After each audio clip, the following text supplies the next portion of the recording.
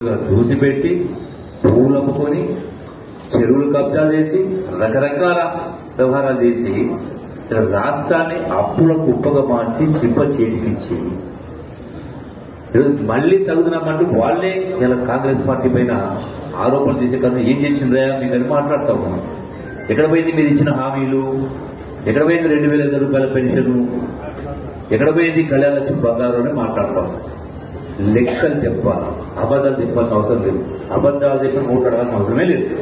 వాస్తవాలు సంవత్సరానికి 75,000 కోట్లు అంటే సపోజ్ ఒకవేళ మీరు అంత ధనిక రాష్ట్రం మీకు అప్పచెప్తే ఈ 10 సంవత్సరాల పాలలో ఇన్ని లక్షల కోట్లు అంత లక్షల కోట్ల ఆదాయం వచ్చి లక్షల కోట్ల రూపాయలు అప్పు చేసి కూడా మీరు చెప్పిన వాగ్దానాలు ఏమి నెరవేర్చలేదు. అది డబుల్ బెడ్రూమ్ ఇల్లు అయినా, నిరుద్యోగ వృద్ధి అయినా, దళితులకు 3 ఎకరాల భూమి అయినా ఎక్కడ కూడా చేయలేదు. ఇంత ఆదాయం వచ్చి 1 లక్షల కోట్లు అప్పు చేసి మళ్ళీ మీరేమంటున్నారు?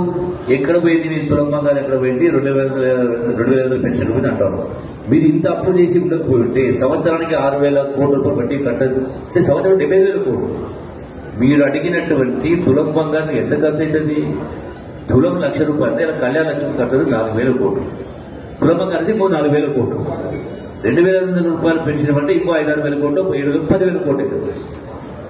అంటే ఇటువంటి మీరు అడిగిన చెప్పిన ప్రతి ఒక్కటి కూడా అమలు చేయాలంటే మొత్తం ఖర్చు అయ్యేది 25,000 కోట్లు కాదు. కానీ